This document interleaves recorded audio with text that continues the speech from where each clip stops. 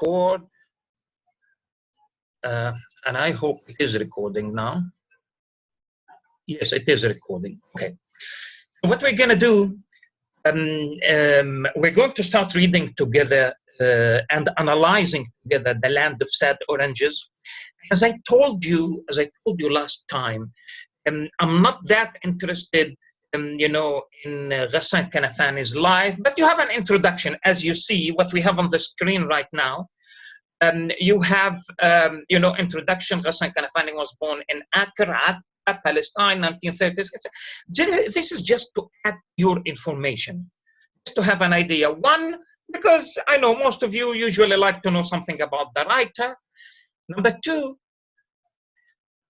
because you are Palestinian. Because you are Palestinian, and Ghassan Kanafani is an extremely important figure.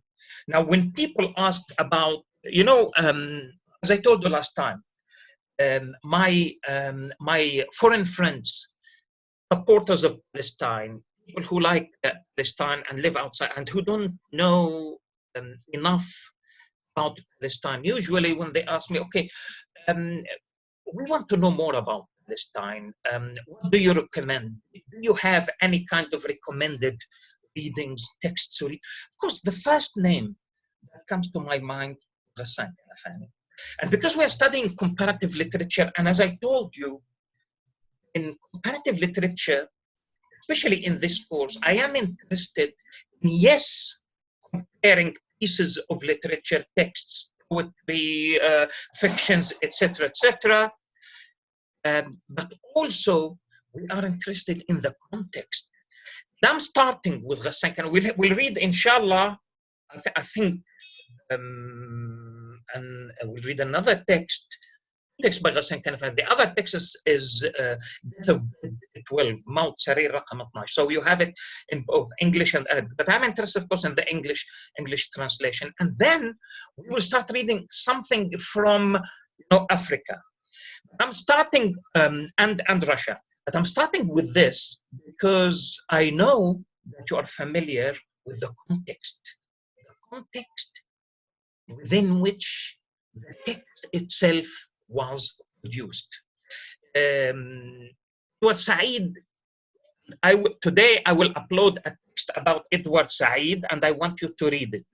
Of course, everybody knows Edward Said. Going to, yesterday was the anniversary, excuse me, of Edward Said's death. He died in 2003. And when I teach literature, wherever I go, I mean, of course, I'm teaching in Gaza now. Previously, I taught, you know, in Oman, Abu Dhabi. I even taught in China, South Africa, Turkey, etc. Every time I teach a course on literature, I allude to Edward Said. I discuss Edward Said's ideas with my students. One of the most important concepts created by Edward Said is the concept of worldliness. Worldliness.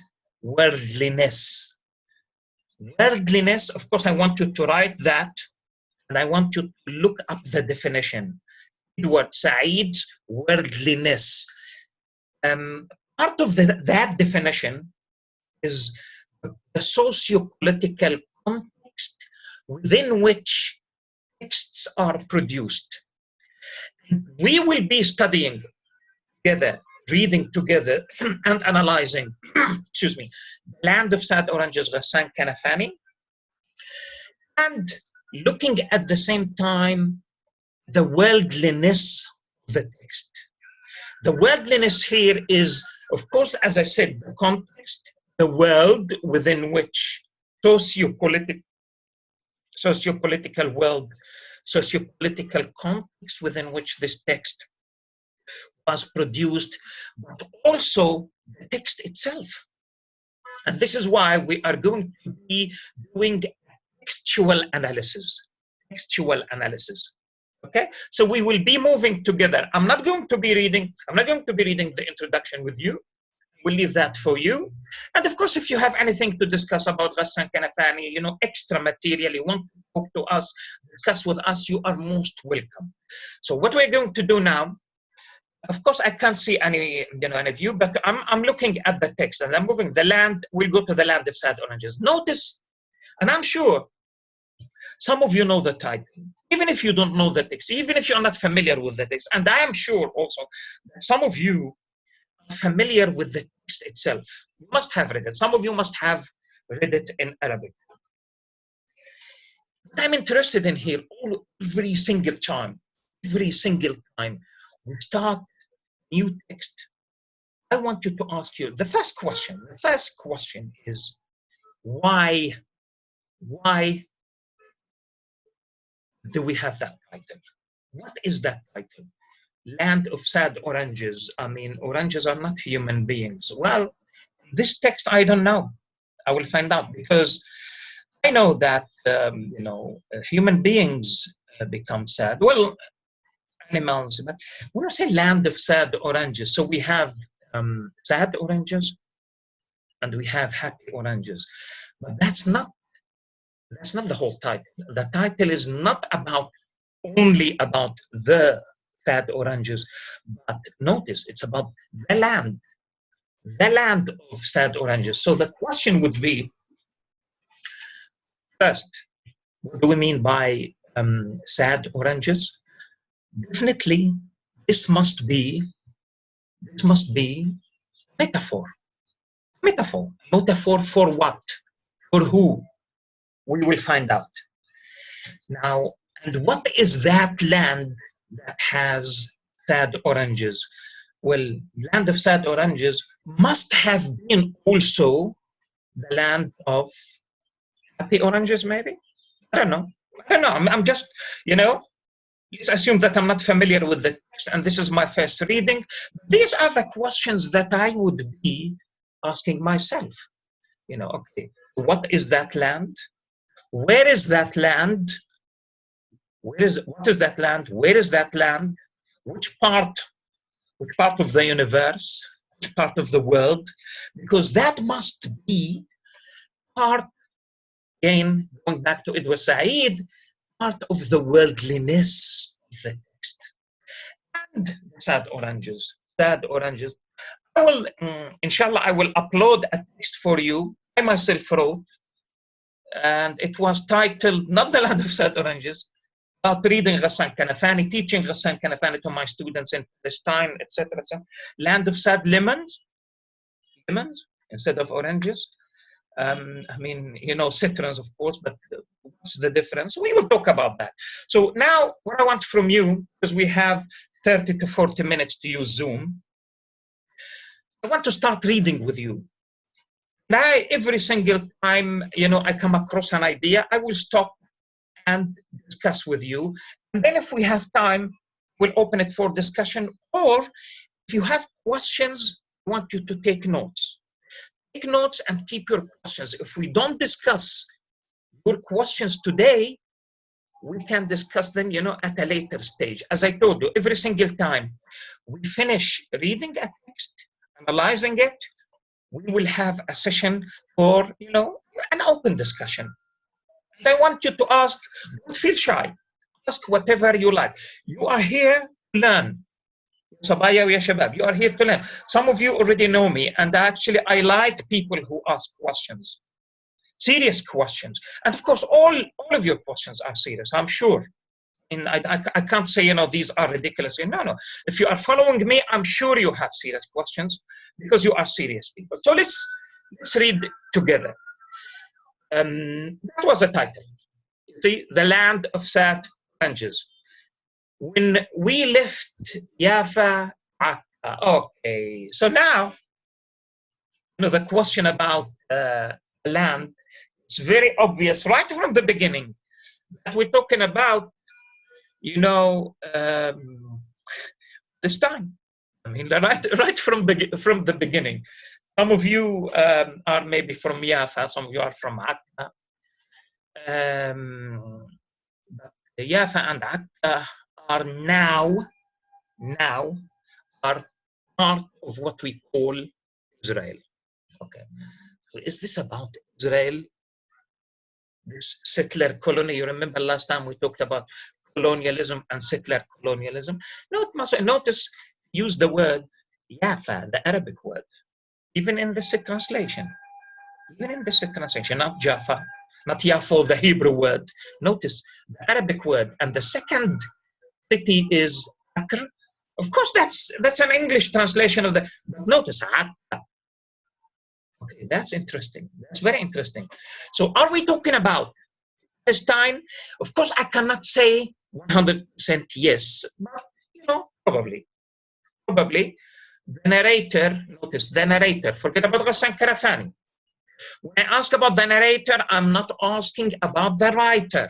The writer, ya sabaya, ya shabab, is dead. The writer is dead. Therefore, I cannot go and ask him, Wallahi ya Ghassan Kanafani, tell me, what do you mean? Well, he cannot tell me because he's simply dead. Literally dead. The Israelis killed him in 1972. And metaphorically, when the writer finishes writing his or her text, he or she dies. He has or she has nothing to do with the text. Finished. We are interested in the text now. So now we are talking about the narrator. So we are now creating relationship with the narrator. The narrator is talking to whom? Definitely he's talking to a character, another character in the story. Notice this is a short story. You must have studied short story. You know elements and characteristics of short story. We have characterization, we have plot, etc., etc. Here we have narrator, who is also a character, narrator and character. I want you to write these things, ya sabaya shabab.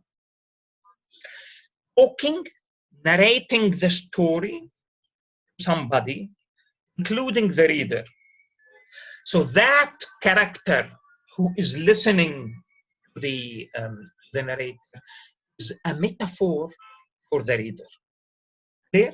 We have a character in the story, listening to the narrator, telling the story. That character is a metaphor for the reader. So we become, we readers, you, Uthman, Shayma, Sujud, all of you listening to me and reading this story, we get involved in this reading the story, but also in the creation of the story by giving it meaning. We will come to that at the end of the story. We will come to that. I want you to think about it. As readers, do you have a role? Of course. Notice the most interesting thing, and I'm sure all of you will love this story. Some of you have already read it, because it's a Palestinian story. I'm sure if your grandparents are still alive, I'm sure if you tell them this story, some of your, that old, the Nakba generation, that old generation would definitely cry. Definitely cry. Because this short story brings back memory to them. But also for us, we don't belong to the Nakba generation, but this is part of who we are. This is part of who we are. So, yes, Yafa is a familiar place. We know where Yafa is. Okay, I visited Yafa myself when I was a little child. Akka. So notice now, I want you to look at, the map of Palestine. I don't know how to use it here, but I'm sure you know the map of Palestine. So we're talking about north of Palestine. Excuse me, the northern part of Palestine, north of Palestine. So Akka, then we move northward from Akka to Yafa. Why did they move from Akka to Yafa? Was it a holiday? Okay, let's see. When we left Yafa, let's read. When we left Yafa to Akka, I felt no agony. Notice, agony. I mean, he or she, I don't know whether it's a he or a she, not yet. Later on, I will find out that it's a male. But still, I don't know the gender of the narrator.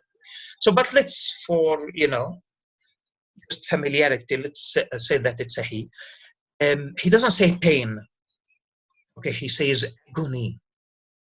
I felt no agony, which means what comes after, when he discovers that it's a big problem, he suffers. He and his family and all the people with him have feel agony, which is worse even than pain. Today I wanted to write something different, not related to our story. I wanted a strong word to talk about, pain. So and then I was confused whether to use, agony, of course, suffering, etc. Ache.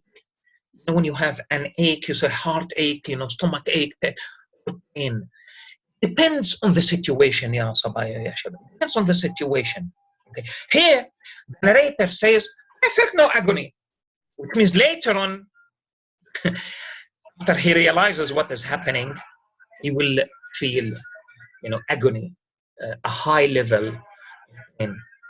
So why didn't he feel any pain or agony? Because he says it was like going from city to another. Yeah, exactly. From Akka to Yafa, from Rafah to Khan Yunis, from Khan Yunis. I mean, okay. The child, you don't know what is happening. It felt like going from a city to another for a holiday. Of course, it wasn't a holiday. What are we talking about here? We are talking about space and time. Characteristics of stories, short stories, fiction in general. Space, which means place. The setting, we're talking about the setting. Space here is time. The setting is Palestine. For him, from Akka to Yafa. But also history is important. Time is important. And we are talking about 1948. Of course, every single Palestinian knows what that means. The date is of paramount importance for the formation, pay attention Sabaya wa Shabab, for the formation of our identity. By the way, Zoom is telling us we have 10 minutes. Okay, we'll say upgrade.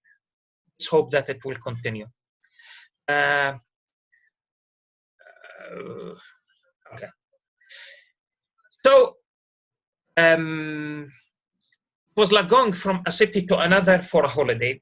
For several days, nothing painful happened. Notice here, now he goes back and says painful.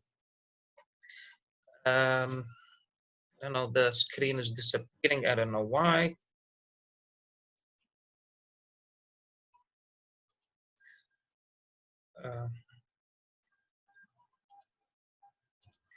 Okay.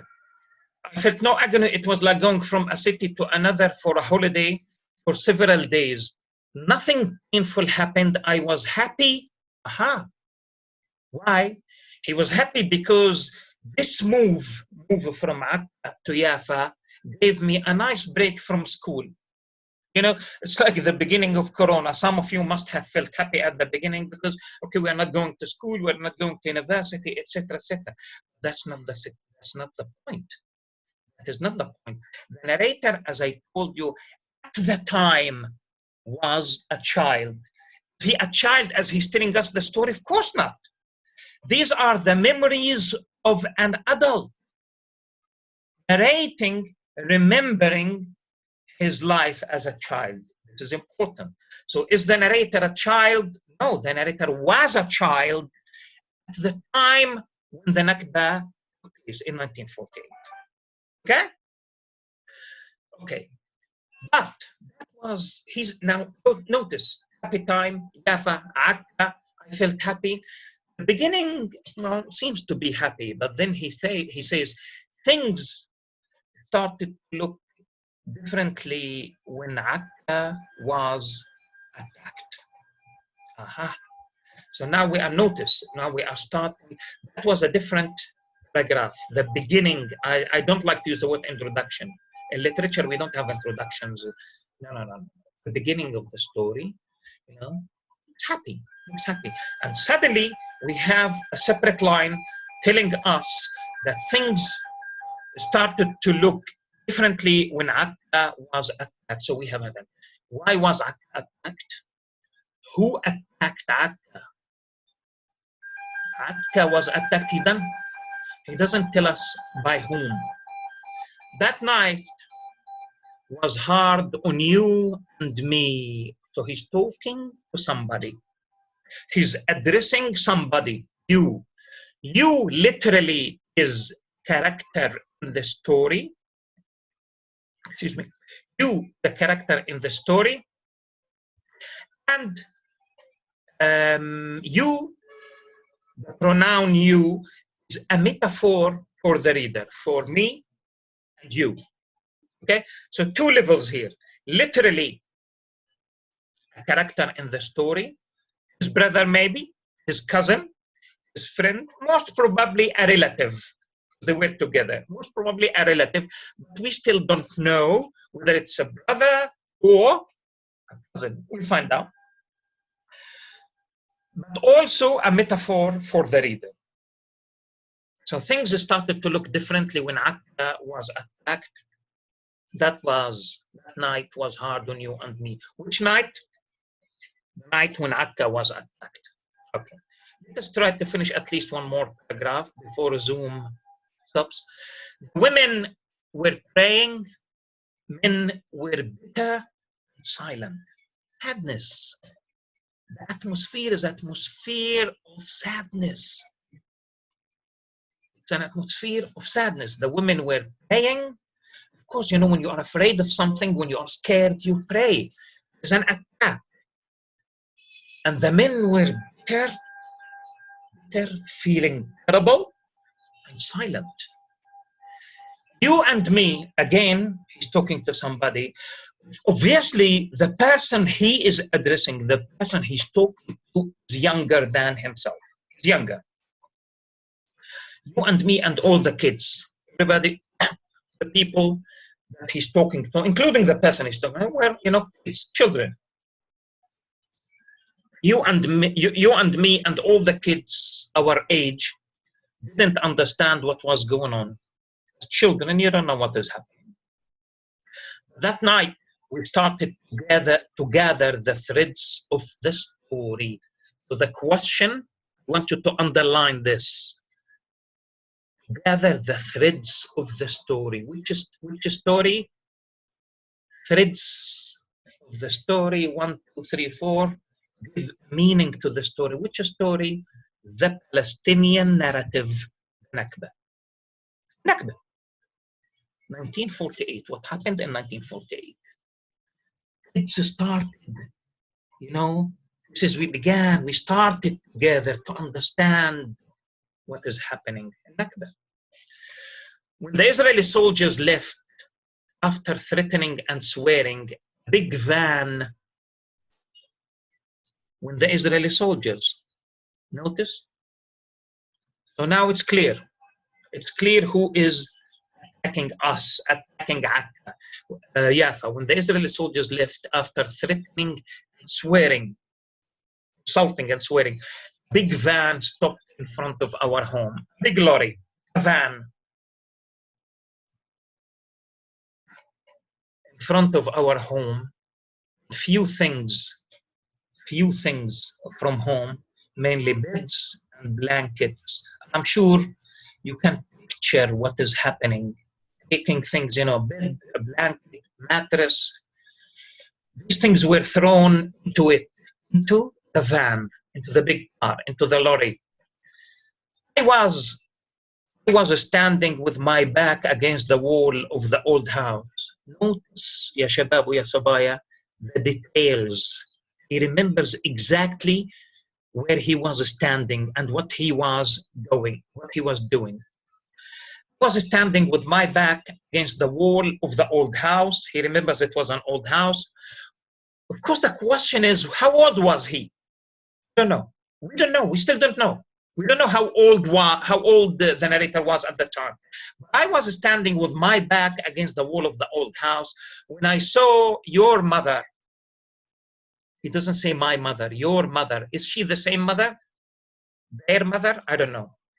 When I saw your mother rise up into the van, the mother was leaving. Then your aunt, okay, the woman, the mother and the aunt were leaving, followed by the little ones, the kids. So we have the family, women, sisters, of course, the mother and the aunt, and the kids. Your father, he doesn't say my father, but we don't know. It could be, sometimes when you talk to your brother, you say Abu, your brother, or Abuna, our brother. Here, but so could be his brother. We are not sure yet, not yet. We'll see if we find out. Your father picked you up and threw you over the furniture. You understand now? You have the fan and the furniture, and the father is picking the children and throwing and throwing them over the furniture. The same way he lifted me as a child over his head and threw me the iron box at the top of the van. The iron box at the top of the van, front of the van. There was your brother. Okay, so we have now the narrator, and then the person he's talking to, another kid, and then your brother. Again, think about it in Arabic. Kuna, your brother, my brother, our brother. There was your brother Riyad sitting in silence, probably silence. Probably Riyad, there's an age difference here. Older, probably, because he's sitting in silence. He seems to be understanding the horror of what is happening. Before having myself settled properly, he was trying to settle properly, the car started moving. Understand what is happening. Sabaya, Shabab, this is detailed, pay attention to what I'm saying. This is a detailed description of the Nakba, step by step, minute by minute, of what exactly happened. And later on, we will talk about what we mean by that. When you talk to the older generation, then